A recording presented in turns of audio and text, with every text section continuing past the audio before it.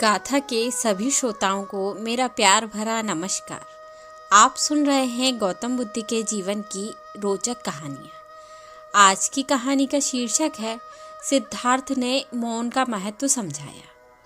कथा सिद्धार्थ के जीवन के उस दौर की है जब वे बुद्धत्व को प्राप्त नहीं हुए थे और निरंजना नदी के तटीय वनों में वृक्ष के नीचे ध्यान किया करते थे। सिद्धार्थ प्रतिदिन ध्यान करने के बाद पास के किसी गांव में चले जाते और भिक्षा मांगकर लौट आते।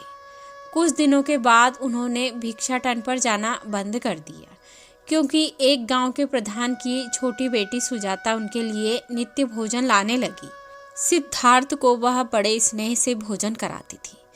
कुछ दिनों बाद उसी गांव का एक चरवाहा भी सिद्धार्थ से प्रभावित होकर उनके पास आने लगा। उसका नाम स्वस्ति था। एक दिन स्वस्ति से सिद्धार्थ बातें करते थे कि सुजाता भोजन लेकर आई।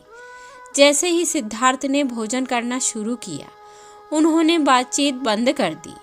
जितनी देर तक वे भोजन करते रहे, बिल्कुल चुप रहे और वहाँ सन्नाटा छाया रहा।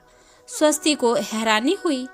उसने सिद्धार्थ के भोजन करने के उपरांत उनसे पूछा, गुरुदेव, आप मेरे आने के बाद निरंतर वार्तालाप करते रहे, किंतु भोजन के समय एक शब्द भी नहीं बोले। इसका क्या कारण है? सिद्धार्थ बोले, भोजन का निर्माण बड़ी कठिनाई से होता है।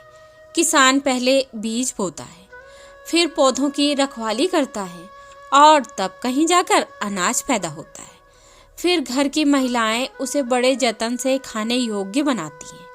इतनी कठिनाई से तैयार भोजन का पूरा आनंद तभी संभव है जब हम पूर्णतः मौन हों।